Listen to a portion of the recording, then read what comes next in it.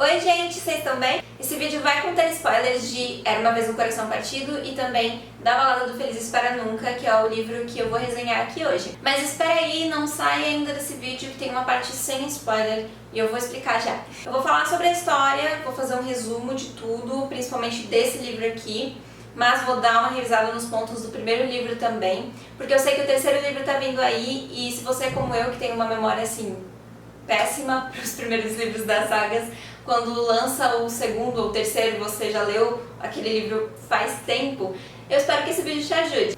E depois disso eu tenho algumas considerações a fazer e aí na edição eu vou colocar aqui 1 minuto da análise crítica que não vai ter spoiler. Se você ainda não leu o primeiro livro, eu vou deixar aqui nos cards, ou aqui nos cards, não lembro onde ficam os cards, a resenha que eu tenho dele sem spoiler nenhum e é uma resenha super curtinha que tá aqui. Bora lá então começar a parte com spoiler, tá? Esses livros têm muitas maldições neles, né? Imagino que no terceiro também vai ter, já que o nome é A Maldição do Verdadeiro Amor. E nesse aqui não é diferente. Quer dizer, é meio diferente sim, porque em Era Uma Vez um Coração Partido, o Apolo, que é o príncipe do Magnífico Norte, recebeu uma maldição pra se apaixonar pela Evangeline. Não lembro bem se era uma maldição, mas ele se apaixonou pela Evangeline e não foi uma coisa nada natural. E a Eva, a Evangeline, ela quer muito amar e ser amada, ela quer muito encontrar o amor, né? Esse é o desejo dela, do coração dela, que move toda a história desde o primeiro livro. E aí lá no primeiro, quando ela descobre que o Apolo foi amaldiçoado, ela fica muito dividida entre quebrar essa maldição ou simplesmente deixar a maré e acabou, porque ela tem muito essa vontade de ter alguém que a ame mesmo, mas ela vê que ali que não é uma coisa muito real, né? Tipo, o Apolo gosta dela, mas é muito plastificado, tipo, uma coisa muito falsa, porque não é fruto de um verdadeiro amor. E aí lá no livro 1 também, que a gente conhece o Jax, que é o arcano, o príncipe de copas, e vários conflitos que envolvem ele e a Evangeline. Um arcano, pelo que eu entendi, é um tipo de ser mágico e imortal. E lá no final a Evangeline, ela descobre que o Jax traiu ela, mentiu pra ela sobre o Apolo, aparentemente ele tinha morrido, mas aí de repente ele não morreu. E aí lançaram uma outra maldição em cima dele e ele tá dormindinho igual a Branca de Neve. E o que ela pensa? Bom, o Jax tinha razão naquilo que ele me dizia, eu era apenas uma ferramenta pra ele não liga pra mim, ele mentiu pra mim, ele me traiu. Que moral que esse cara tem? Eu é quem estava errada em tentar ver alguma coisa nele onde não tinha, porque o cara sempre fez coisa meio duvidosa, né? Tudo isso pra ela poder abrir o arco da Valorosa, que aparentemente é o que ele quer dela. E aí o que ela entra nesse livro pensando? Pô, não vou abrir esse arco de jeito nenhum, não confio mais no Jax, nunca mais quero chegar perto desse cara, nem pintado de ouro. Mas é claro que isso não vai durar por muito tempo, né? Porque senão a gente nem ia ter esse livro. Ela começa o livro jurando por tudo que ele é uma pessoa terrível, um arcano terrível, ela não quer nada a ver com ele, mas é só o menino aparecer que a menina fica caidinha por ele de novo. E sinceramente, gente, eu amo esse tipo de romance. Esse livro é uma romantasia, não é uma alta fantasia, né? Eu até falei no vídeo de resenha do Era Uma Vez um Coração Partido que tinha bastante de uma alta fantasia ali, mas é porque ele se passa em um mundo totalmente criado do zero. Só que o romance, ele tem tanto peso na trama quanto a fantasia, quanto a parte da fantasia, então é uma coisa bem interligada ali, né? E tem essa construção bem conto de fadas em tudo, bem, sei lá, toque de pilim-pim-pim, assim, bem misticismo, magia, coisas, né, segredos por todo canto, e eu amo isso, por isso que eu gostei tanto desse universo. Beleza, aí a Eva tá lá, o Jax chega pra ela e fala, olha, se você abrir o arco pra mim, eu quebro a maldição do Apolo. Eu tiro ele desse estado de Branca de Neve que ele tá, mas a Evangeline não quebra. Ela fala, não, vou achar outra forma, vou encontrar outro jeito, não vou mais confiar em você. Só que aí, de repente, o que acontece? A querida, a linda da Bela Adormecida, que é o Apolo, que tô zoando aqui, gente, mas eu acho que realmente é uma referência à Branca de Neve, porque esse livro é cheio de referência a contos de fadas, principalmente na versão da Disney. Tem Cinderela, a Evangeline no começo do primeiro livro, ela tem uma madrasta e uma irmã. Tem Alice no País das Maravilhas, porque eu vejo o Magnífico Norte meio como o País das Maravilhas, assim, onde tudo acontece umas coisas loucas, assim mesmo. Tudo bem fora do comum do que a Evangeline estava acostumada na vida dela lá no livro 1.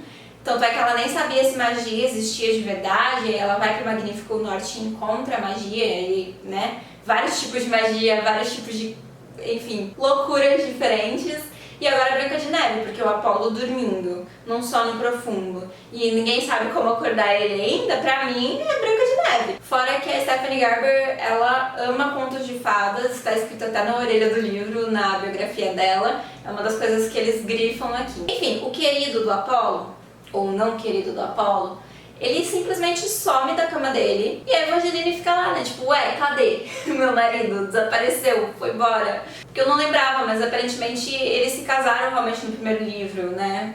Porque ela vive chamando ele de marido dela e, enfim, depois ele chama ela de esposa dele também, então...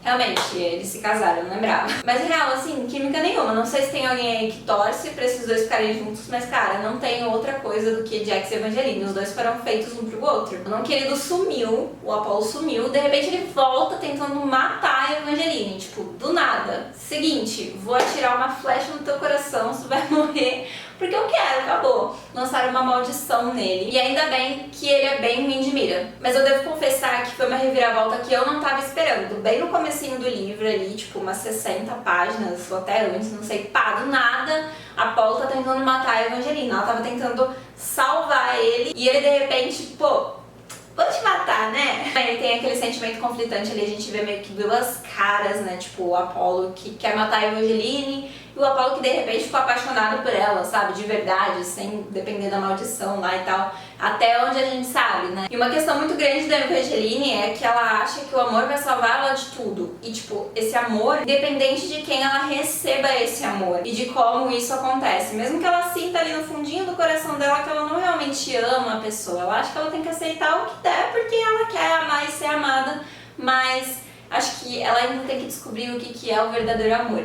E acho que, né, esse livro novo talvez nos mostre. Daí o Apolo tá tentando matar ela, o Jax, o príncipe de copas, resgata ela na maior parte das vezes, tá tentando proteger ela, tá tentando deixar ela segura, mas a menina é teimosa, às vezes ela quer ir em direção ao Apolo, fala, não, eu vou salvar o cara, vou quebrar a maldição dele com o meu verdadeiro amor e tal, blá, blá, blá. Na verdade ela não quer confiar nele, porque ela sabe que tem um sentimentozinho ali a mais aflorando, e toda vez que ele chegar perto, aquilo volta, aquilo, né...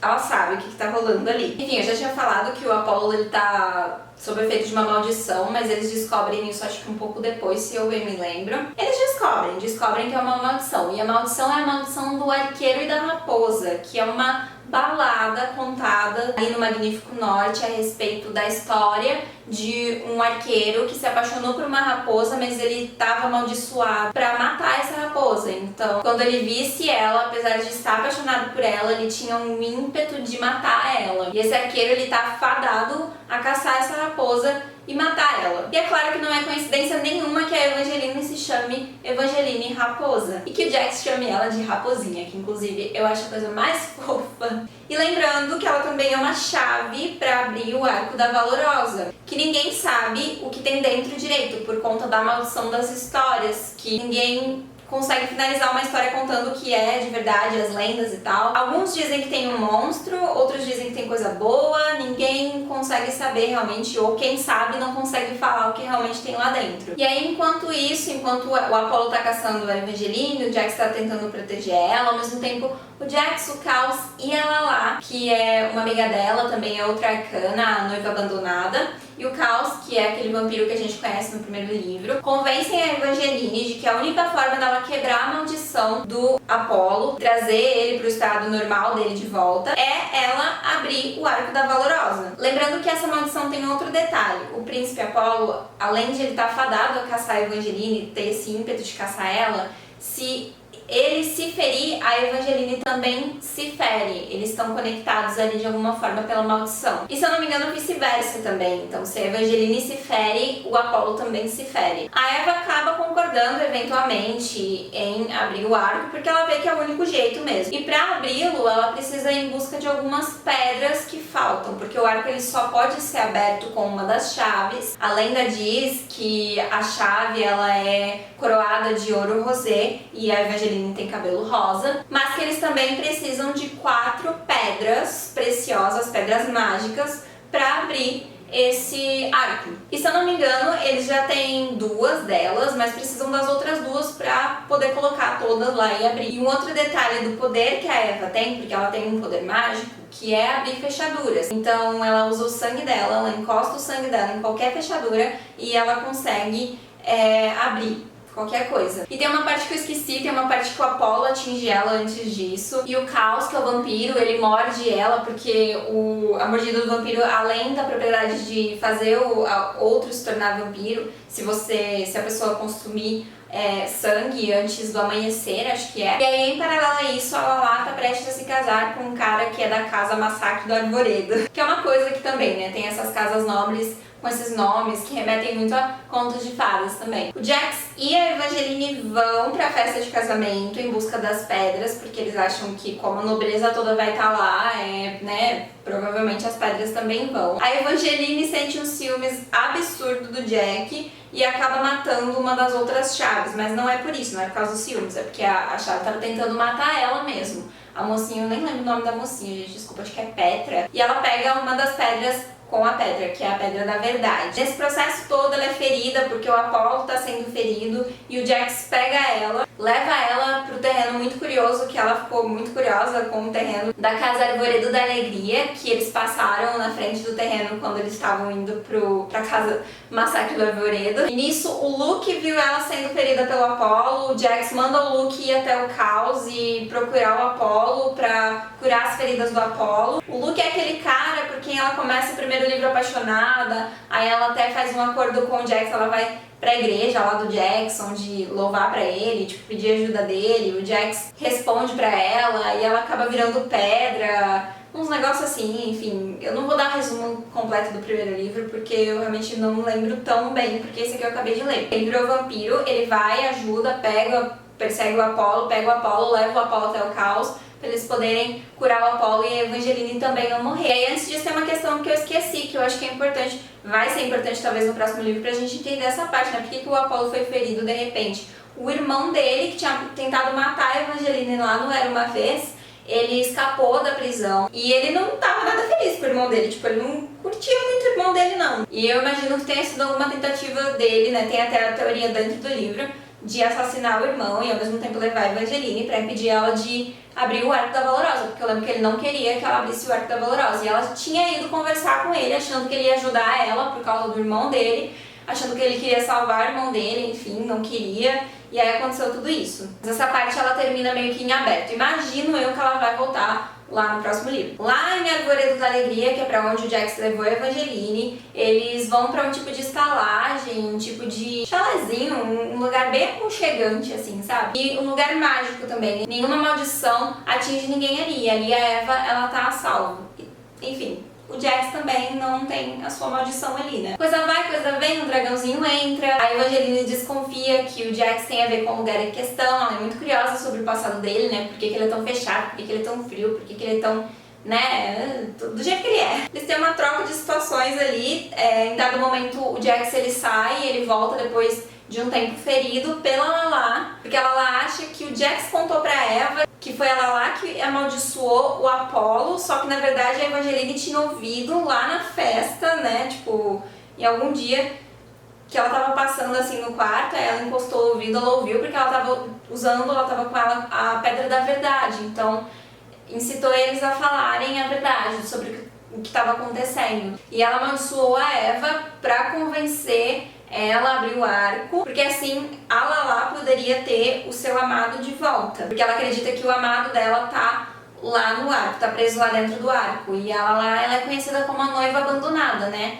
Só que aí a gente descobre que na verdade ela é a noiva abandonada porque ela abandona os noivos, porque ela não consegue amar mais ninguém além daquela pessoa que ela amou que tá lá presa dentro do ar. A Evangeline cuida do Jax, mas ela não precisa fazer muita coisa porque a casa faz a coisa pra ela, a casa cura o Jax ali com magia. O Jax também é um arcano, então eu imagino que isso tenha a ver um pouco ali com a cura bem rápida dele. Eles quase se dão ali uns amassos, o Jax tá demonstrando muitos sentimentos que tem pela Evangeline, mas a Eva também assim, né, tipo, desconfiada, tipo, ei, o que tá acontecendo? E até que ela descobre que a Pedra do Contentamento tá envolvendo a casa com magia. E ela assume que é por isso, e apenas por isso, que o Jax tá demonstrando amor por ela. Na verdade, ela fica com medo de ser só por isso, né? Ela sonha com um cara que ela chama de belo desconhecido, que ela nunca viu na vida, falando pra ela tomar cuidado com o Jax, porque o Jax pode matar ela. E é verdade, né? Porque o Jax tem a maldição dele, que se ele beijar qualquer garota que ele beija, ele mata. E aí a Eva, né?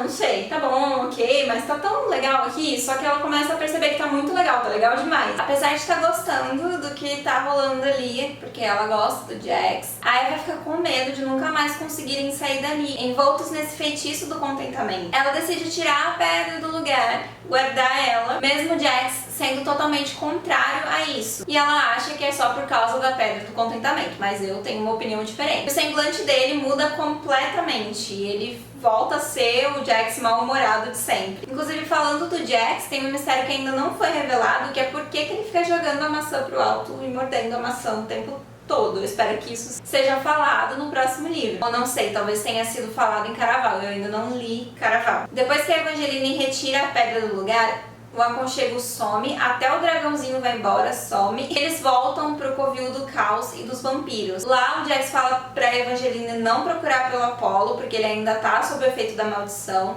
Ela não procura, mas o Apolo procura ela e tenta matar ela sufocada. A Evangeline, ela prende ele lá, porque a cama dela tem aquelas grades lá, né, no covil do caos, porque o caos tem as fantasias dele lá, e aí tudo tem coisa de assim, grade, algema, coisas assim. Ela prende o Apolo, sai, o Jax fica pé da vida, quer, né, atingir ele, só que aí não faz, porque se atingir ele, atinge ela. E aí o Príncipe de Copas conta pra ela quais são as intenções dele depois que ela abriu o ar. As pedras que eles reuniram têm uma função única que só pode ser usada uma vez, que é voltar no tempo, e o Jax pretende usar elas pra fazer isso, pra voltar pra quando a pessoa, que eu esqueci o nome, me perdoe, mas tinha essa menina de quem ele não me parece gostar muito não, mas que a maldição dele diz que ele só pode se apaixonar por ela e não matar ela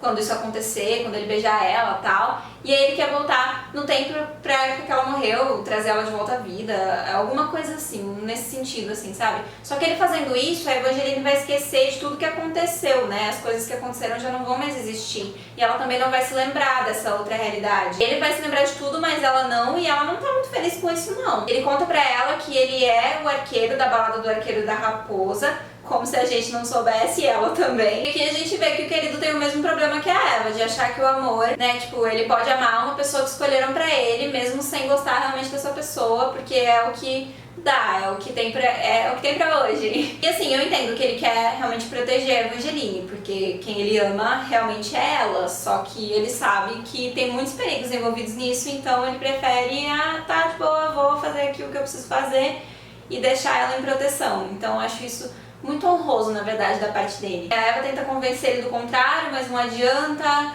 Eles pegam as pedras, vão até o arco. Na verdade, ela e o Caos vão até o arco, o Jax fica lá. E lá acontece uma coisa que ninguém tá esperando. Eu não tava esperando, por exemplo. Dentro do arco, primeiramente, eles encontram a família da Valorosa. Então, a família Valor, que criou o Arco da Valorosa, que tem muitas histórias a respeito deles no Magnífico Norte.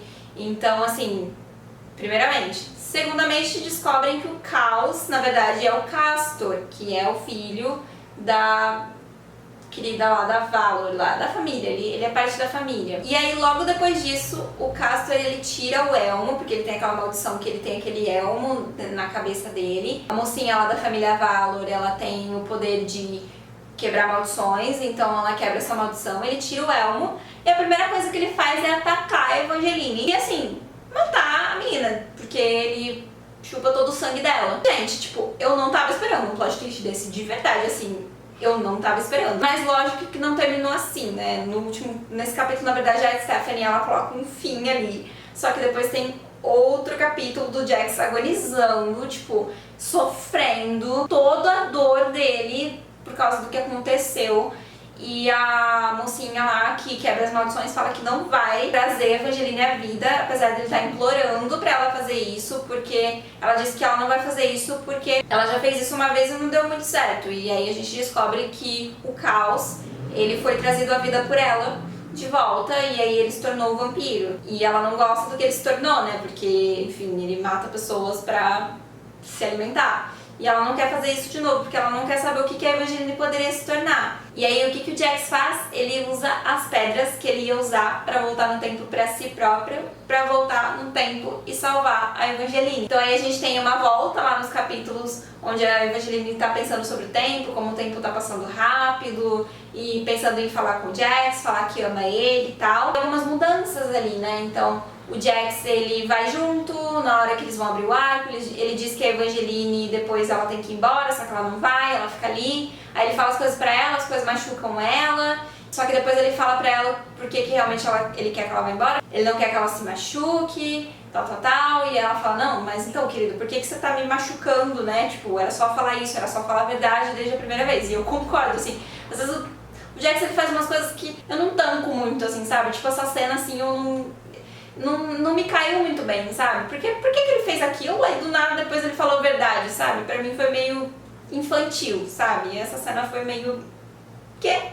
Pra mim, eu acho que teria como ter dado uma melhorada ali, sabe? Ou pra um lado ou pro outro, não sei, o jeito que a autora quisesse, mas ficou muito ali, tipo, eita! E aí ele, né? Não sei. Evangeline vai embora chorando, tipo... vai embora chorando, esperando que... ela não sabe o que aconteceu, né? Então, ela acha que o Jax vai usar as pedras ainda. Ela fica torcendo para as pedras já terem sido usadas e ninguém sabe. Na verdade, só ela não sabe, né? Porque o Jax sabe. O arco, inclusive, na hora que eles entram nele pela segunda vez, diz bem-vindos de volta. E na primeira vez ele tinha falado uma coisa completamente diferente, né? Ele sussurra, assim, o arco da Valorosa. E aí ela tá indo embora, de repente ela fala, não, pera, não, vou voltar, vou falar pra ele que eu amo ele. E é isso, acabou, tipo... é isso. Só que na hora que ela tá voltando, ela encontrou o Apollo antes de encontrar o Jax. E o Apollo encontra ela, fala que a maldição foi quebrada. E a gente termina o livro com o Apollo tirando as memórias da Evangeline sobre o Jax. Sobre ele também, assim, as memórias do passado dela. E agora, aparentemente, a gente vai ter a Evangeline vivendo a vida com o Apollo. No final, ele meio que fala... cara, finalmente te encontrei, uma coisa assim, se eu não me engano. E aí, acaba assim, tipo, com esse cliffhanger gigantesco. Eu tô muito ansiosa pro próximo livro. Mas agora a gente vai para as considerações a respeito do livro, as críticas a respeito do livro. Eu vou tentar não dar spoiler, né, porque eu falei que essa parte não ia ter spoiler, é uma crítica mais geral mesmo assim, a séria, aos dois livros. Falando sério, assim, gente, eu amo esses livros, mas eu entendo, compreendo alguns problemas dele, que eu acabei nem falando tanto no vídeo anterior, porque foi uma resenha super rápida, e eu passei só as impressões mesmo que eu tinha gostado mais, assim, do livro, que era quase tudo, tipo 95%. Em geral, eu fiquei encantada com a história, com a narrativa da autora, tudo, assim. Ele é um livro muito leve, né, e foi feito pra ser assim mesmo. É young adult, é YA, é baseado em Disney, contos de fadas. Ele é tudo que ele promete ser. Mas eu não posso negar que tem sim algumas coisas que, se a gente analisar bem, poderiam ser melhor desenvolvidas. Então teve uma cena que eu falei ali na resenha com spoilers, que eu não vou falar que cena que é, mas vocês sabem qual que eu tô falando, porque foi a única cena que eu falei que eu me incomodei, assim, bastante. Que eu achei que ficou meio, assim, ambígua, sabe? Meio, né? Aquele jeito que eu falei. Mas, assim, primeiro, questão de história, eu acho ele muito bom. Ele é envolvente, ele prende, ele emociona, a gente fica querendo saber mais a cada página. Ele é um livro pra devorar, definitivamente. A história é redondinha. E por história eu não quero dizer somente os acontecimentos da trama. Eu tô falando naquela parte do desejo da protagonista e como isso se conecta com as outras coisas, todas as outras coisas, outras subtramas, todas as outras coisas que acontecem. Eu acho essa história muito inteligente nessa parte, assim, de verdade. Porque tudo que acontece é pra jornada principal da protagonista, a jornada principal da Evangeline, que é a jornada dela em busca do verdadeiro amor. Eva é uma protagonista muito forte pra história que a Stephanie Garber quer contar. Eu acho ela uma protagonista muito forte. A autora sabe a mensagem que quer passar e ela faz isso muito bem. Isso não tem questionamento, assim. É um cenário todo propício pra isso. Essa parte pra mim é impecável, e agora eu não tô falando só como leitora, mas também como leitora crítica e como professora de escrita criativa. Ela foi certeira demais. Não é à toa que muita gente ama essa série. Agora, justamente por ter esse objetivo de ser uma história mais levinha, YA e tal, eu sinto um pouco falta de profundidade em certos aspectos, sabe? Então o conflito, tanto externo quanto interno. E os acontecimentos que o incitam são bem de boa, tipo, são muito Disney mesmo assim, sabe? Não é que isso é um problema, tá? É só coisas que eu peguei, assim, coisas que eu analisei, que eu acho que é um motivo também de algumas pessoas acharem essa série meio rasa, mas eu não acho que seja bem por aí, sabe? Não acho que a gente pode chamar de rasa. Eu chamo de leve mesmo, assim. Eu não acho que isso torne a história necessariamente rasa. É só uma forma diferente de contar histórias. Não é um livro que tem grandes questões sociais, mas eu acho que eu entendi a intenção do autor, porque, gente, que filme da Disney que tem grandes questões sociais? Nem todo livro precisa ser pesado. Eu acho que realmente um drama mais, um conflito mais forte, coisas mais difíceis de serem resolvidas, adicionaria ali um peso mais pra trama. Mas ela não quis fazer isso. Eu acho que eu entendi isso, sabe? É uma história pra falar sobre o poder do amor, daquela forma bem conto de fadas mesmo, aquele amor idealizado, de uma forma bem mística. E ela trabalhou bem esse tema. Por isso a gente tem que entrar no mundinho que ela criou, já saber o que a gente tem que esperar. Uma história divertida, fofa, cheia de magia, inclusive onde a magia resolve muita coisa. E eu sei que talvez isso possa ficar um pouco cansativo às vezes. No meu caso não ficou, eu realmente não fiquei incomodada, porque eu tava tão envolvida na história que pra mim não fez tanta diferença. Mas eu entendo que às vezes possa parecer como um deus ex machina, principalmente pra quem não é o público do livro. Uma coisa que vai sendo resolvida com uma outra coisa mágica que aparece do nada. As coisas acabam não sendo tão difíceis quanto a gente está acostumado em livros de fantasia. Mas é isso, saber que é uma leitura mais Disney. É uma leitura Disney. E eu, pessoalmente, gostei muito da experiência. O pessoal reclama bastante também que ela não tem tanta descrição, mas eu não sou uma pessoa que gosta tanto de descrição em livro. Tipo, eu não ligo, eu gosto, mas eu acho que tem que ser moderado. Ela faz moderado pra baixo. Descrição de cenário, ambientação, essas questões assim, sabe? Mas enfim, eu não me incomodo também, eu não me incomodei também. Eu pessoalmente gostei muito da leitura, me levou para aquele lugar de segurança, sabe? Um lugar onde eu não tenho que realmente pensar muito sobre a realidade, um lugar seguro, tipo, é isso, é um conto de fadas. Entretenimento, nem todo livro tem que se levar tão a sério, nem todo livro tem que ser sobre grandes questões sociais, tá tudo bem, não vai ser um clássico da literatura. Mas é um livro legal, é um livro incrível, é um livro que a gente ama ler e que a gente devora e que a gente se sente acolhido e seguro. E é isso, tipo, é isso que ele quer ser. 5 estrelas favoritei. Eu percebi que eu tenho avaliado livros muito mais pela minha experiência de leitura do que por, ele atingir esse requisito ou outro, sabe? Eu sempre acabo notando essas questões sim, mas os requisitos que eu considero como os mais importantes, esse livro, essa série tem atingido. Tá me emocionando, tá me prendendo, tá me fazendo querer mais.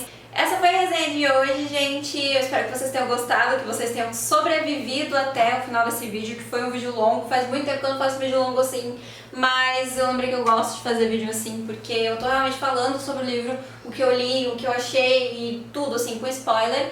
As outras resenhas que eu fiz, as últimas, foram sem spoiler e eu senti uma falta de alguma coisa.